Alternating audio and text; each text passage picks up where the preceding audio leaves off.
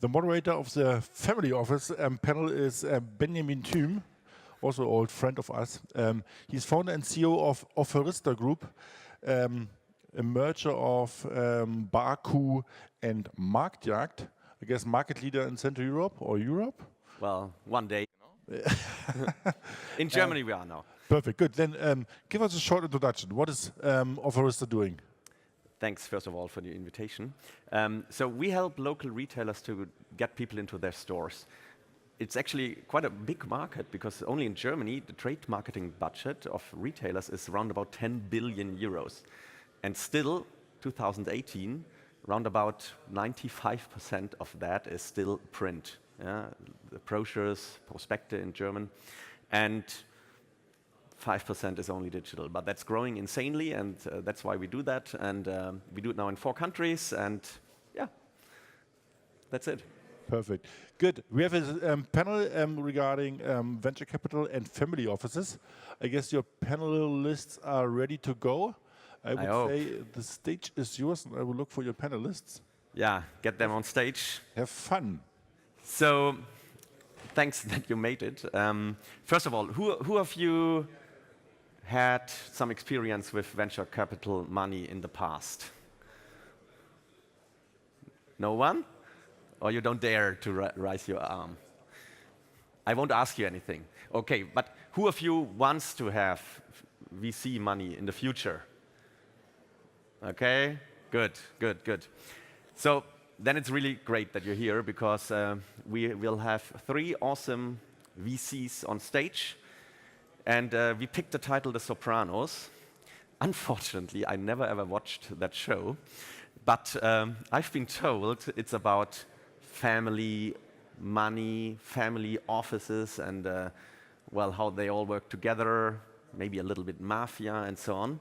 And what combines our 3 panelists is that they invest family money, hopefully one day in your idea. So welcome on stage, panelists, please.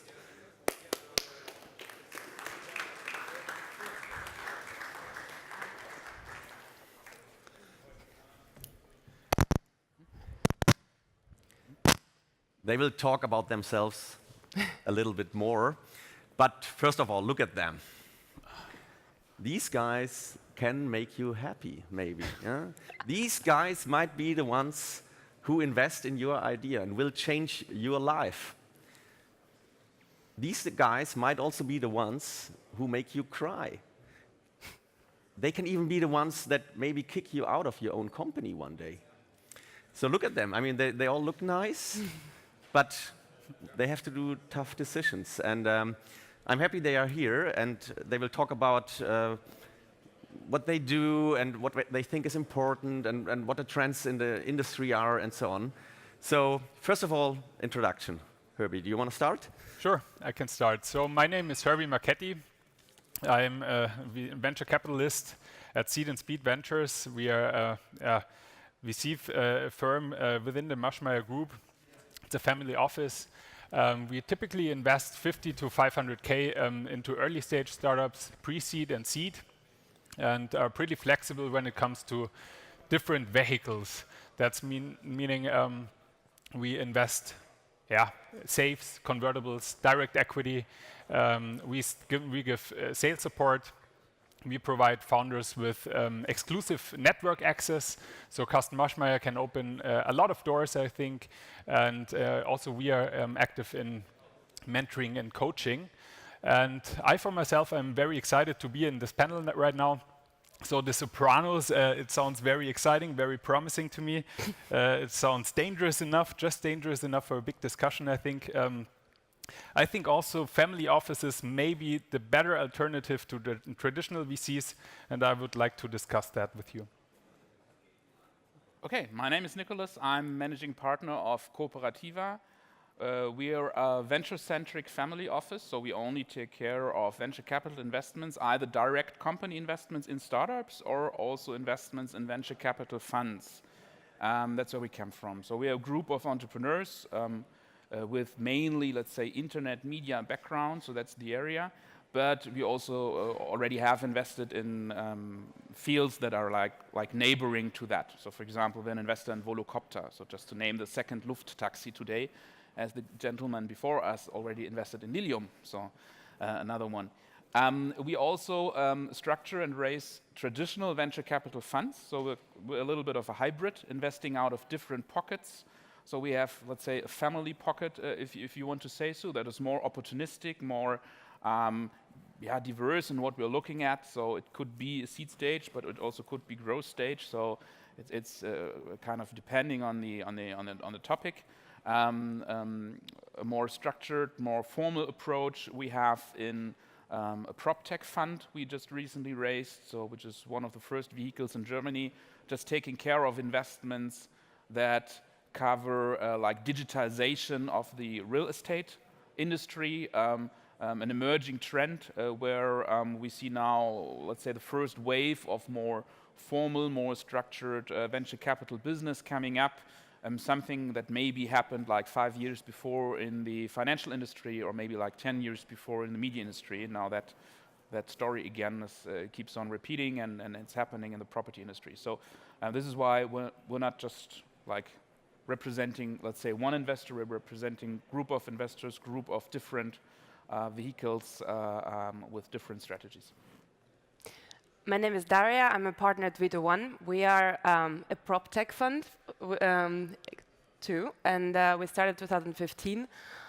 We invest along the whole value chain of real estate, also in energy tech, rather in seed, but also in early Series A. Based in Munich, and we're not a family office, but our investor is the Fissmann Group, which is still family-owned. It's a family-owned, 100-year-old business. So I think that's the reason why I was invited. And I'm also very excited to talk about the differences between different models of investors today. And I'm also appreciated to be a part of the Sopranos group. Awesome. Yeah, thank you. First of all, when I was a young founder, I was really like, okay, what shall I do now? Where the hell do I get the money from? And you read a little bit on the internet, and you know, okay, I shouldn't send an email to info@vcname.com. But how do you want to be approached? And what are your hints for young founders how to find VCs and how to get in touch? So yeah, basically we received, I think, like 2,500 pitch decks last year, also due to our TV formats, obviously, but most of them were like very uncreative also. So we, as a founder, I would say it's always better to get warm introductions, to find recommenders, to go over social networks. But the best introduction is a network introduction for me. And if it's not a network introduction, if you really post your deck or your business case onto info@ email addresses, then make it funny, make it creative, make it something special, and then we deeply engage in this also. I would also say I really truly believe in power of introductions, because we get a lot of business plans through all the channels, and it's always a trust factor if someone from your network introduces you to the company. And I think it's very easy actually to find such an introduction nowadays, because if you go on LinkedIn and you see how many people you have in common, and at least in the 3rd grade, so there is always a way to find someone to introduce you. But having said that, I actually tried to reply to cold emails as well, even through LinkedIn or by email. At least once in a while, I take my time and I go through them. So if you don't find anyone to introduce you, it doesn't matter. Just send an email or find me at the conference or wherever. So I think just being persistent is good. Definitely. So also today, for example, use the opportunity. When they leave the stage, talk to them. And even if, for example, your idea is not in prop tech, still, for example, Daria might help you. I'm sure she knows a lot of other VCs, and she might be the one who recommends you, for example. So use every opportunity. Niko, what was your best and what was your worst investment? so usually the worst investments, or the ones you consider kind of as something very bad and you remember for ages, are the missed ones. Yeah, so where you have not invested for some reason. So you had the opportunity to invest in something very early on, and that company became huge, and you had a very clever reason why you did not invest, and you completely kind of failed, yeah, because it worked out at the end of the day. And I think every investor can tell a lot of these stories. So one of our senior partners, for example, had the opportunity to invest in the company that then was WhatsApp later on at, I don't know, a valuation of 40 million or something. But it was kind of a strange, non-standard deal because it was coming out of that. I think the background story was this Latvian Skype founder, whatever environment, and everything was kind of a little bit foggy back then. And so it was very unofficial setting, very unofficial deal that would have to be taken place. And so, of course, some other partners said, well, that's kind of too informal. We cannot really do appropriate check. We cannot really do the proper contract like you would do. And so the opportunity was gone, so for example. So I think everybody can tell stories like that. The investments that you really do, I think you do not regret too much if they don't work out at the end of the day because you factor that in. So you're investing, your approach is a portfolio approach. You're not doing one deal, you're doing whatever, 10, 20 deals. And so already when you invest, you say, okay, hopefully this is a winner, yeah, but if I have whatever, 50% failure rate in my portfolio, it's still okay at the end of the day. So this is why I think an investor usually is not so angry about an investment that really fails at the end of the day. Something that founders find quite puzzling usually, because for them, of course, if they fail, if their company goes bankrupt, yeah, the world collapses. But the usual reaction from the investors is that they just don't call you anymore the next day. Nothing happens. There is no lawyer coming to your office and trying to sue you and stuff. It's just end of that story, because for the investor, it's ordinary course of business, yeah, that investments fail. So I think this is why, at the end of the day, if you look back, whatever, for 10 years, something, you're usually more kind of angry about these missed opportunities. To answer the second part, best investments, of course, you can answer that in two ways. I think the one is if you look at pure financial return, yeah, because at the end of the day, you want to earn money. But I think the other thing is a best investment could also be one where you think you created value, where you're kind of emotionally attached, where you think this is a founder who deserves it, for example, yeah. So which is, especially with families, by the way, which can be almost like a second decision criteria apart from pure financial return. So I'm not talking about charity or impact investment, which then is the more structured way to try to work with two returns in a way. But I think that the more private and personal the investors are, so the less institutional they are. So if you're managing a fund, you're an institutional investor. The more this emotional, human, however you want to call it, second part comes into place. Whatever, I would, for example, say that an investment that we did for a fund, Scalable Capital, worked out beautifully, both financially, but also the founders really did a very excellent job. Yeah, so if you write a book on how to do it, and not just talking about whatever fundraising, but about everything. Yeah, how you build a team, how you develop a product, how you kind of disrupt a market, stuff like that.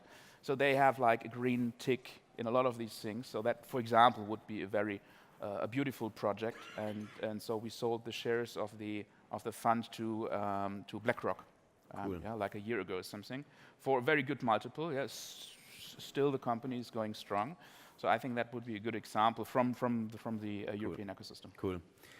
So, Niko, you mentioned something like a family office. It's more personal, maybe. He also said emotional. It's like less, maybe even rational than if you compare it with an institutional investor, for example. I can also see the one side that I would be scared of that. Yeah, if I'm too dependent upon one egocentric guy, maybe.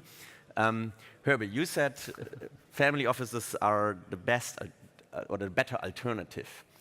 What what makes you think that? No, they may be a better alternative compared to traditional VCs. I think traditional VCs are being attacked right now. So we have a lot of money in the market. And you can see more and more deal volume growth also coming from family offices that position themselves with more experts in that field, but also not only family offices, maybe also banks. Take, for example, Silicon Valley Bank going Germany, or take ICOs. So there are more and more alternatives to traditional VCs, and I think that may be also the case why founders approach family offices. But I also think that has like a very strong correlation to the wave of technology-driven companies we are seeing. Also a lot of B2B focused companies, because it's not only now about how to find the three top marketing channels and then scale money into them so you scale the company. Now it's about getting access to the customer, getting the first customer, the pilot customer, to interact and build your product in the proper way. How do you get that? And I think this is where family office, but also corporates, so are very helpful if it works, right? So I would agree with Herbie. I think this is what we're seeing now. It's like the classic VC model is being attacked, but also because there is so much money out there. There's so much money that the competition is rising. And then when the competition is rising, you have to ask yourself, so what do I bring to the table? And if I bring the access to the customers to the table, and you guys, you have, you said it's 6 families, right? 6 family businesses? Something like that, yeah. Yeah, then, it's the cash, and now then it's like 6 doors to knock on. That's much better than the cash, and no door to knock on, right? Yeah, but so a family office can also be kind of a corporate VC. For example, if I would look from my external perspective at Vito1, you mentioned it earlier, it's Fissmann money, the boiler company. And I would think, okay, let's say they have a 25.1 investment in my company, but one day I want to sell, for example, to Weiland, to a competitor of Fissmann. And they most likely will, like, if I would be Fissmann, I would block that then. So is it like dancing with the devil a little bit? No, with the mafia, come on. No, but it's not absolutely not like that. So yes, the money comes from the Fissmann group, but we are very much set up independently. So we have a team, but actually in all of the vehicles is the same. So we have an external team coming from the market, having the experience and know-how, being an investor, a professional investor in this space. The main goal is, of course, to maximize the return. But on top of that, there is, of course, a lot of things going on where the exchange with the group is very, very much powerful for both sides, for Fissmann as a company, but also for the startup, as I said, starts with the access to the customer. We don't have any special terms in our term sheet, so there is no such a thing as 25+1. There is no such a thing as preemptive rights. There is no such a thing as, I don't know, any kind of special exclusivity, or any kind of exclusion of Weiland as a potential customer. So we usually co-invest with other VCs. We usually have the same rights. And if at some point there is going to be the best bidder on the company, then it's going to be the best bidder in the company. Because to be honest, and I think this is something a lot of people get wrong, if I, as Fissmann, want to make a strategic investment in a startup, I don't want to go through the VC way and have a minority in that startup. That doesn't make sense at all. Then that there is, there is a corporate M&A, there is corporate startup program, as a venture client model where they can cooperate with them. Then I don't do a minority. What does it bring to me to have 5 to 10%? I have no control at all. So, and this is something one has to understand and to separate these two worlds. But then, again, the bridge is very much powerful. Yeah, yeah. Even like Fred Wilson says that you're a company, you want the asset, just fucking buy it. So I totally agree. Like if you are a corporation, you should go the M&A way. So Yeah. it's most likely not really dancing with the devil. I think we're starting to discuss corporate VC with the question and also your answer. And the traditional corporate VC has a problem of adverse selection because the clever founder who wants to do it like his own way wants to have kind of independent money in the company because he does not want to have the discussion if you have an investment from, just take another example, Pro7 Sat.1 in your company, can you still do business with Stör and Bertelsmann and whoever, yeah, and can you sell to them? And even if Pro7 Sat.1 has pure financial investor terms in the contract, yeah, which is of course the starting point, still there could be a political, emotional, whatever barrier in the market afterwards. So this is why if you build up, I don't know, yeah, T venture, for example, yeah, or E plus venture or ENBV venture or something, you have to be very careful how to solve that adverse selection problem, yeah, as a corporate.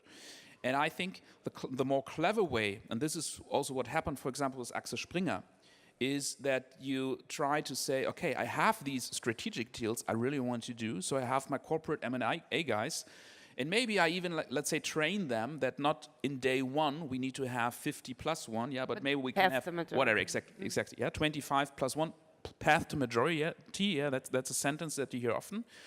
And also, for example, Axel Springer even says we have to build up something like evergreen partnerships with startups, so we don't buy 100%, or we don't have this traditional earn-out structure where after 2 or 3 years everybody's out, but we try to keep the founders on board long-term in the corporate part. Okay, that's the strategic part. But apart from them, just staying with the Axel Springer example, they are a key investor in funds like Lakestar. They are a key investor in Project A, for example. So, and the founders, if you don't ask them and if you don't research that, you won't even know. Yeah? If you're working with Project A, there's no reason to fear that you cannot partner with other media companies in Germany, yeah, because you're kind of infected from the Axel Springer money. So this is why I think that hybrid kind of structures that are in between the pure corporate player and the startup, and that behave like pure financial investors and that pool, for example, multiple corporates, the example of Lakestar. So for example, also Pro7 Sat.1 is a major shareholder in Lakestar. So this is kind of the best practice model. And this is also, I think, yeah, one of the reasons maybe, yeah, why the Fissmann family choose not to directly invest out of their own pocket in these things, but to create some external vehicles that have the freedom to choose for a good financial return the deals, yeah, and not be kind of too conflicted with that strategic thing. And this is something that more and more corporates do, but corporates have to learn that because the traditional German corporate idea, it's not purely German, but it's kind of a little bit typical, is to have full control at day one, to have SAP rolled out day one, to say to poor startup, you can no longer use cars from BMW because we have a corporate policy that you have to buy this or that. Stuff that definitely adds zero value in an agile company, right? So this is why you have to build up a culture, to put in a firewall between the corporate culture and the startup culture. And you can do that by these kind of semi-external vehicles and pooled structures. And this is one of the biggest learnings that corporates need to develop over some years of experience working with startups. Yeah. It was mentioned already like quite a few times, the value add besides money. From my perspective, it's like always the thing VCs talk about, but when I ask my friends who have VC-funded companies, more or less they always say it's just about the money. So why is this conflict there? Or this, like, why do like the VC-funded entrepreneurs tell me it's more or less only about the money, but the VCs say, hey, it's so much about the value add? So I think there are startup founders that want to act separately and have their strategy very clear, very concise, and there are others that need more support. It depends on the phase also. So for us, we give sales support. We give founders structured sales support. That means We provide them with leadership sessions, with mentoring sessions, because we think everything is a pitch for a startup founder in the beginning. And we set on complementary teams, so not, for example, 5 sales guys and not only 5 developers. It needs to be a mixture. And with this mixture, I think we can help to help them grow. And as I said, if founders decide to say, okay, we don't need any of your support anymore, also fine. Then we just give capital that is not smart. Yeah. I have a strong opinion there, and also to polarize a little bit. Yeah, Sure. so I try to exaggerate a little bit. That is more black and white. Nobody wants to invest in a founder that needs coaching. Absolutely nobody, because that's not a business model. What you get for that, yeah. If you are a founder consultant, maybe you can charge for that, but as an investor, you get zero value out of that. So you're a lazy guy as an investor. The best deal you do is, like we heard in the panel before, yeah, to invest. This is the money. I don't care. Yeah, I give my voice rights, yeah, to somebody else, whatever. After 5 years, please call me up when you exited to Google. Then I come to the party. That's the best deal you can do. Definitely, most efficient deal, best return, little time you have to spend. Reality, of course, is that that's not the typical deal. Yeah, so. You try to choose the teams that are as complete as possible, that can do the job themselves, that have better judgment in their specific vertical as you have as the VC. But you have to prepare yourself that if there are problems, and a good friend of mine calls this the deflection points. So you have like 10 critical moments in the life cycle of a company. And that could be whatever your decision, if you now spend more money after the A round and be more aggressive, or if you try to go break even, for example, or if you try to internationalize or not. Or a key hire of the new CEO, for example, after 2-3 years could be one of these moments.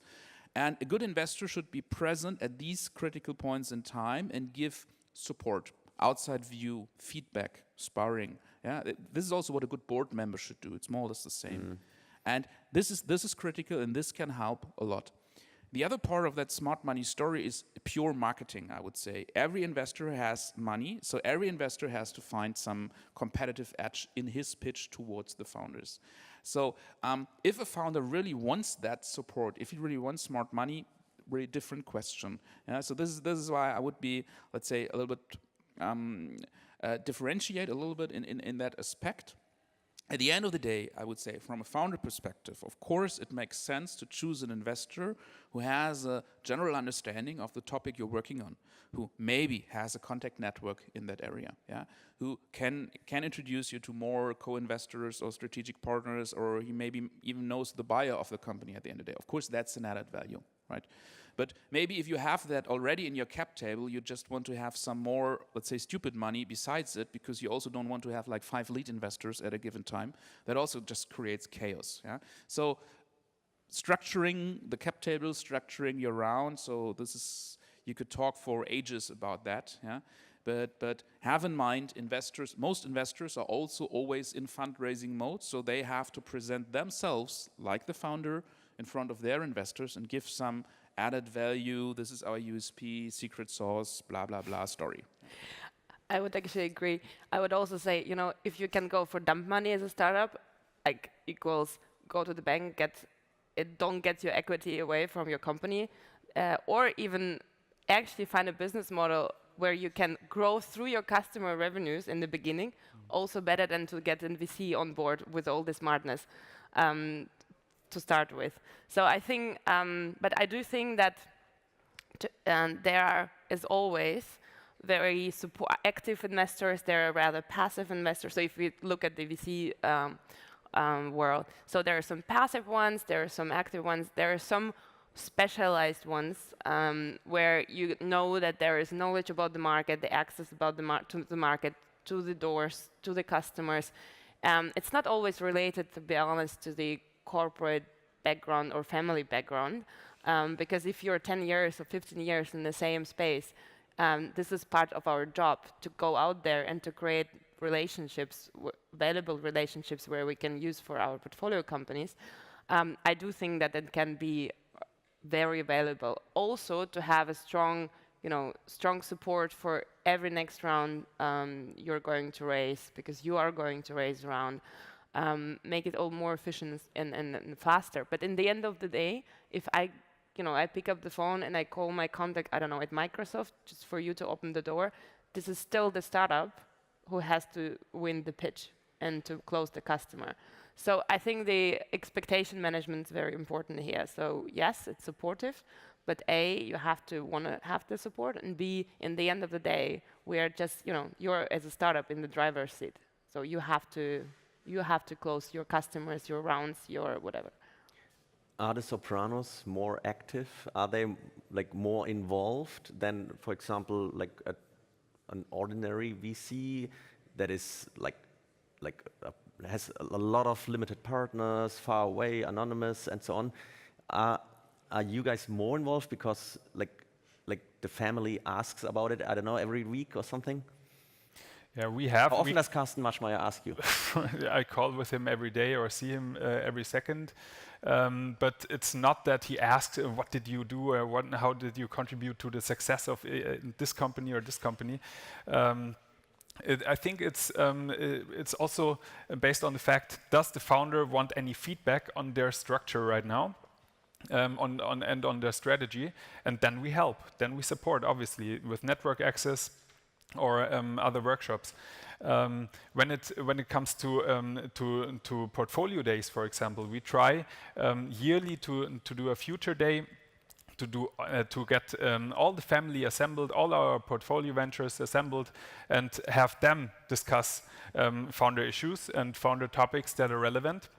Because we see also there are topics where we don't have a clue, yeah. I think no investor, no VC should be in the position to judge a founder in which direction he should steer. Because in the end, you're right. He's in the driver's seat. We give some recommendation out of our gut feeling, and if it's right, it's right. If the founder says, no, I have a different feeling, then he goes with this. So yes, we go actively as much as we can support and as much as the founder accepts it. After the founder made the first success, for example, they wrote an email to you, they got an introduction, you saw the pitch deck and it was not terrible, and you say, okay, I want to meet that guy or that girl. What is the the most typical mistake founders do then? What is your the one advice you want to give founders for the first pitch session in front of a VC?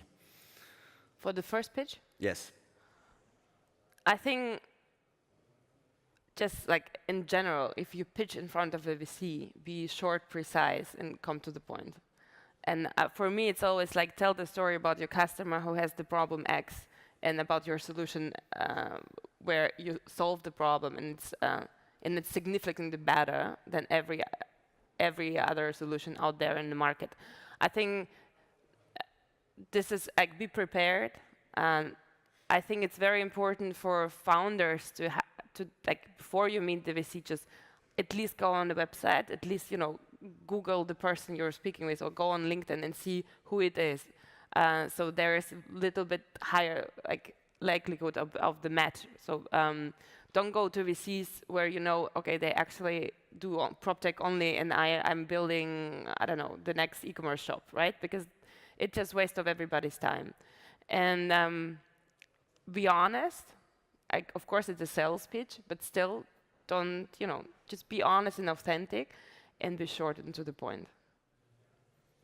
I think the first cliff you have to master is getting an invitation. Yeah. So from statistics, so you had whatever 2,500 pitches per year. You took a personal look at 50. Maybe? No, yeah, more. Yeah, okay, yeah, more. But still, but still inviting them over and having a deeper conversation. Exactly. So it's just a few % of the deal flow that gets invited, and so I think exactly what you said. So be precise, etc. Starts before that. So just make up your mind that how a VC team works, and it doesn't really matter if it's a family office or a traditional fund. You will have people kind of distilling the deal flow, and they try to find the hidden gems in there. Yeah, but you always have too many deals on the table to really look in every detail. So what really is important is kind of the information architecture of the documents you present. And in a simplified way, remember that the partner in the VC, the decision maker, only has a BlackBerry. So that was the good old days, yeah? So today everybody has an iPhone. But think about the BlackBerry. What fits on one BlackBerry screen, yeah, without any graphics, without whatever, effects stuff. This is the only thing he will look at while boarding his next plane. And if this is interesting, he forwards it to his team and says, please guys, invite them over. That's it. So if your story needs more text than like 10 bullet points, you're lost. So this That's too much. Yeah, exactly. So really try to distill it over and over and over and again. If you're doing a pitch deck, put an executive summary on slide 1. Because what happens is that these teams have like their jour fixe once a week or something, yeah, and maybe they pass over 1 page, but nobody will print out 40 pages to discuss it with the team. Nobody ever, yeah. Be precise, 1 page, even like just plain text email, 10 lines. And this is something you can also train. This is something where you can do dry runs with like your peer group, or maybe you have an advisor or people at university or stuff like that. This is, I think, the most important point, because any VC needs to sort out 90%, 95% in the first stage of the deal flow. And if you're not in the second stage, of course, you're lost anyhow. So you don't get the chance to whatever, talk about your big product, technology, IPR, whatsoever, the beauty, if you already are sorted out in the first stage. And it continues actually then in the process. It's just like speak the language we speak. And I think today there are so many, like there is so much information out there. So many, you know, if you're a founder and you're not in this environment yet, just Googling like how to do the pitch deck or how to speak to VC, whatever, you will find so much information everywhere. And I think things like, you know, don't be scared to share your information. As a VC, as Niko said, we don't really have time. Our attention span is very, very short. So it's not even like 3 minutes elevator pitch. It's like half a minute attention span you actually get, because afterwards it's like, okay, and you'll still be polite, of course, and smile and be nice, but you get lost. So I think even then in the process, be short, be precise. Don't be scared sharing information. Don't go come with NDAs and stuff like that. It's just like everything where it's like a lot of email backs and forth to just, you know, understand what you're doing. It's so tiring, super tiring. Don't do it. Just, you know, if someone asks you, send me the business model, send the business model. I will not take your business model and go somewhere and build the same product. I just don't have time. And I can't do that. I will not. And I will not build all the business models from all my portfolio companies. That's not my business model. So don't be scared, send information, prepare it in the way we understand it, send in PDFs, send Excels or links to whatever. Just very professionally short to the point. And as Niko said, 10 bullets, too much. Make it 4, 3. I think what do you learn in the consultancy companies? Like if everything can be described in 3 bullet points, so be in 3 bullet points. Slides for board members and little children. Exactly. That's what I always learned. And so short and precise. That sounds good.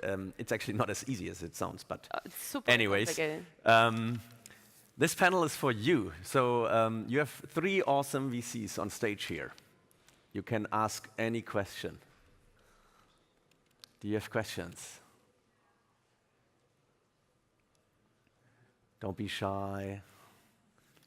They're scared of the mafia, I think. Yeah, no one will get killed. Actually, afterwards. that's a good point. When like I wouldn't say really scared, but like when I started, I was not sure how does a VC tick? Like what do they do the whole day and so on. So maybe now for the end, more personal now. I think most of you are in VC since quite a few years. What makes you stay? Well, for me, it's like the privilege to work with most, intelligent, exciting, weird or different, creative people. I think there are not a lot of jobs where you like on a constant, regular base are surrounded with these amazing minds, and in a different levels, right? So I think this, and also being a part of innovation and disruption, and seeing how young, old, black and white, all kind of entrepreneurs actually are driven to do things, change things, and be a part of it. It's yeah, I appreciate it a lot. I think on top of that, after some time, you have to decide for yourself if you're a vertical expert, so you're the best, whatever, violin player, yeah, and you just train that and you get #1 worldwide, or if you're on the horizontal level, which means that you're aggregating data points from a lot of stuff, and you're trying to have to build your pattern matching algorithm in your mind to say, okay, I see this situation at startup A, this reminds me of something I've seen in the last 10 years there and there and there and there. And you're trying to add value from that portfolio aggregated view in a way.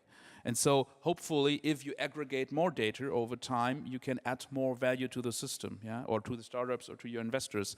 And if you would now jump out of that horizontal layer and go deep into the vertical again, so become a company founder yourself, for example, which happens, yeah, then you can use part of the value of the data you have, but not anymore. So I think this is, for me personally, I would say also the answer. If somebody asked me, don't you want to found a company yourself again, for example? Yeah? So I said, yeah, it's tempting from time to time because you see interesting stuff or interesting teams you could theoretically join. But at the end of the day, to be realistic, after some time, you are the better, let's say, portfolio guy than the better founder or one company entrepreneur, I think.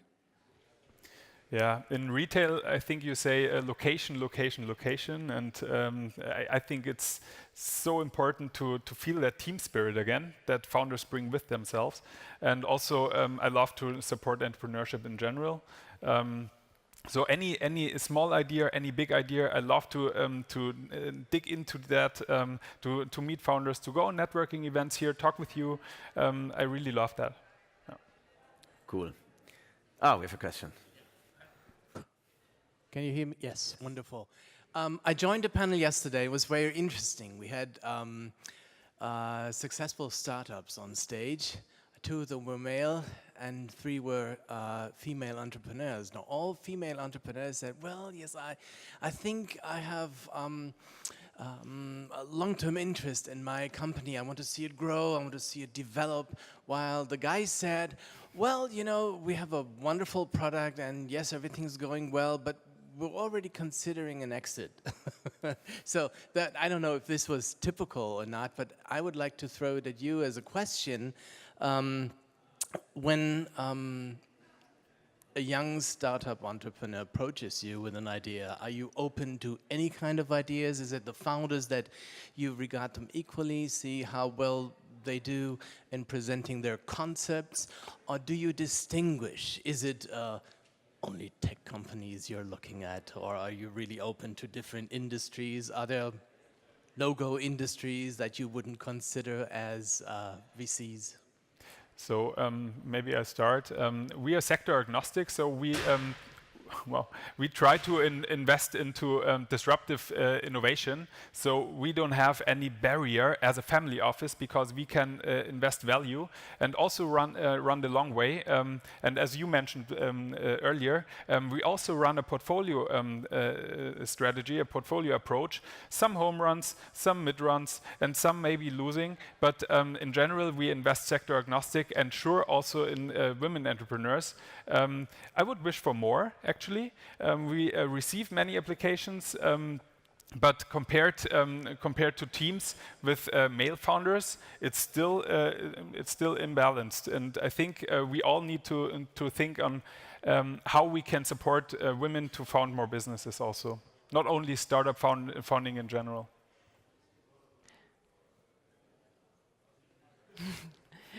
We're very focused. So as I said in the beginning, we invest along the value of a value chain of real estate of a building, which makes it very much focused on that. So it starts with the design or with the decision of investing it. So designing it, construction tech is very hot for us right now, but it goes the whole way until the facility management, building management systems, infrastructure and stuff. And energy tech goes kind of is a layer above that. So we go very vertical. However, it is very broad what we are looking at. And our goal is to build an ecosystem within our portfolio where our portfolio companies can kind of profit from the customer access, especially from their learnings and from the markets they are in now and from the understandings. This is key. We also do seed. Sometimes it can be a little bit earlier. Sometimes it can go like a little bit later. But seed is our core. And as we see, so it's part of our strategy because we also have a business model which we have, to run. And so this is the strategy in terms of women and men or female teams. So I think I would love to have more female entrepreneurs on board. I spend my time a lot like coaching young female entrepreneurs. I'm the one I like to share experience because I've been, in the past 20 years, I've been an entrepreneur. I was in investment banking. I was on the side as an investor. I'm very aware of different things happening and have my experience. I'm happy to share. In our portfolio, we have on the founder C level, we have unfortunately only one woman, and she's amazing, really, really amazing. And we don't get a lot of women entrepreneurs across the table. I also think that it does. There is a correlation with the topics we have. I mean, in the technology, deep tech-driven side, there's kind of more of a male domain, but it's changing, it's happening, and I wouldn't care if it's a girl, a woman, or a man. So for me, the quality of the team is important, and can be both. I think if we have time left, I can try to refer to a different part of your story because you said, or your question, because you said there are companies that are founded, let's say, as evergreens, and there are companies that are founded to be exited, right? And so this is a very important thing to remember because we are kind of in the bubble where it's assumed that it's the norm that you found a company that you sell after 5 or 6 years, because this is what the traditional VC fund life cycle requires, yeah, which is again a different story with a family office that can maybe has money for generations and things in generations, right? So can invest for 100 years theoretically or even longer. So that's a difference, yeah. And so also if you talk about the definition of the term startup, you already get you hit that problem because if you look at official numbers from government, what a startup is, they also count somebody, doing the retail shop at the corner or a currywurstbude, yeah, for example. Yeah, so we are. I think the majority of our industry is considering a startup or a fast-growing kind of tech-based company that gets capital over several steps and that is exited after whatever statistics says 6-7 years, something like that, right? But there is something else, yeah. There is another world, but as soon as you interact with a financially driven investor, of course, these investors internally in their decision-making process, in their committee documents, there is of course a chapter. What are the exit opportunities? Sure. But it's also because it's a part of our business model. As you said, the typical fund has a lifetime of 10 years. So within this 10 years, you as a managing partner, you have to make the return for your investor because this is how it works, right?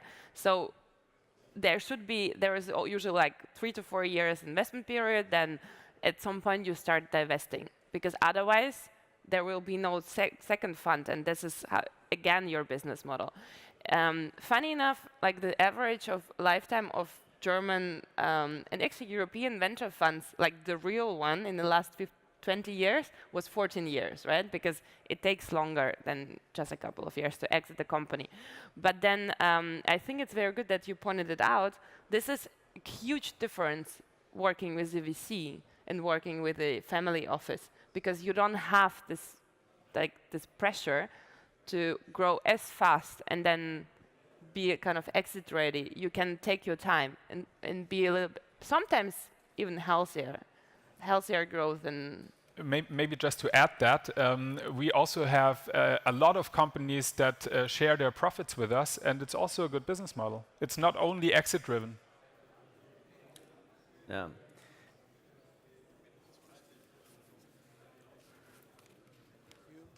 Hi, I'm just wondering, how do you decide to invest in a company? Or is it specific numbers, or what is the really decisive factor for you? And then my second question is, how long does it usually take from, let's say, the pitch to the actual investment? I give a short answer first, and then you can take over. The three main reasons for investments in early stage are, so you take notes, team. Team. Okay, so that was a short answer, yeah? So now you can make the longer one. Okay, the key investment criteria for early stage company is the team.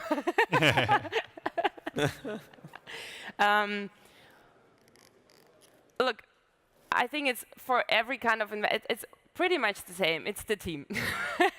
Then it's your product. As I said before, is this like, are you solving a problem for a customer, which is like a significant pain? Are you doing it in the right, like in the big enough market? And are you doing it better than the competition? And there will always be competition. And B10 wrote it down here, right? Yeah. So we just changed the numbers, yeah, from 1 to 3. No, also, for example, so just an anecdote. So founders usually get, of course, if you pitch with several VCs, you will always get some who say you're too early, some will say you're too late, right? You consider yourself to be very innovative because you're the only one company doing that on the globe. A lot of investors will shy away because they say if nobody has done it before, it might be a bad idea. Yeah? Other investors might be just looking for exactly that, right? So it's very difficult to give super general advice. Yeah? The general advice is about team, being precise with your pitch, doing the information architecture. The rest pretty much depends on really what you're doing, and approach the right investors for exactly what you're doing. I think that's the best advice we can give, like in 30 seconds. But this is so you have to look at the investors you're talking to, because if it's a biotech-focused fund, it doesn't matter that you have the biggest, the best prop tech company in the world. Just a waste of time. It's also not the fund, it's also the partner. Yeah? You're talking to a human being at the end of the day. Can you connect to his personal story? Has he built up a similar company some years ago? Yeah. And coming back to your second question, it depends. But usually, it depends also on the information quality you as a startup are providing. But usually, like up to 8 weeks, the latest or the shortest, and then it can go forever, 6 months. Yeah. For us also, I think we can decide very fast. So if Carsten Maschmeyer decides to invest, then sometimes it's within 48 hours, but sometimes it also takes some weeks. And as mentioned before, I think there's a lot of material that you can look upon when it comes to criteria. We are looking onto teams, a USP in the product, big market, and traction. All right. So, only 15 minutes longer than expected. I think I would have so many more questions, but I leave it also to you guys maybe later to approach our Sopranos here. Henry from Seed+Speed, Maschmeyer Group in the background. Did I hear it right at the beginning? From 50K you start already? Yes. 50K to 500K and totally sector agnostic. Then Niko from Cooperativa. Are you sector agnostic with Cooperativa? Yes. So you have to talk to him. And he has a prop tech fund now. and Daria from Vito One, purely prop tech, right? Yes. So thanks for being here. It was very, very interesting, and thanks for sharing all your thoughts Thank you. opinions. Thank Thanks you. for having us. Thanks.